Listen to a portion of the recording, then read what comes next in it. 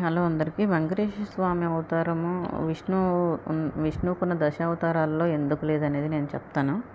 అసలు ఈ దశావతారాలు ఏంటంటే మత్స్యావతారం, కూర్మావతారం, వరాహ అవతారం, నరసింహావతారం, వామనావతారం, పరశురామ అవతారం, శ్రీరామ అవతారం, బలరామ అవతారం, శ్రీకృష్ణ అవతారం, కల్కి అవతారం. కల్కి అనేది ఇది భవిష్యత్తులో వచ్చే అవతారం అన్నమాట. ఇది ఇంకా రాలేదు. ప్రస్తుతం 9 అవతారాలు మాత్రమే అయినాయి.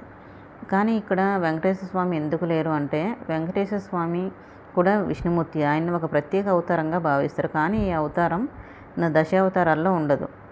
ఈ అవతారం పురాణాల్లో ప్రత్యేకంగా వివరించబడిన దశావతారాల జాబితాలో కూడా చేర్చలేదు. ధర్మ పరిరక్షణ కంటే భక్తి మార్గాన్ని ప్రోత్సహించేందుకు వచ్చిన అవతారం. కొన్ని మత సిద్ధాంతాల్లో వెంకటేశ్వరుడు అంటే కలియుగ అవతారం అని చెప్పేసి భావించబడుతుంది. ఇది ఉత్తర కాలంలో అంటే కలియుగంలో ప్రధానమైన అవతారం అయినప్పటికీ దశావతారాల పరంపర మొదటి నుంచి సత్యయుగం నుండి రప్పించబడింది. వెంకటేశ్వర స్వామి కూడా విష్ణు యొక్క శక్తివంతమైన అవతారమే అయినా ఆయన పాత్ర దశావతారాల కంటే భిన్నమైనది. అందుకే దశావతారాల్లో పేర్కొనబడలేదన్నమాట. Thanks for watching.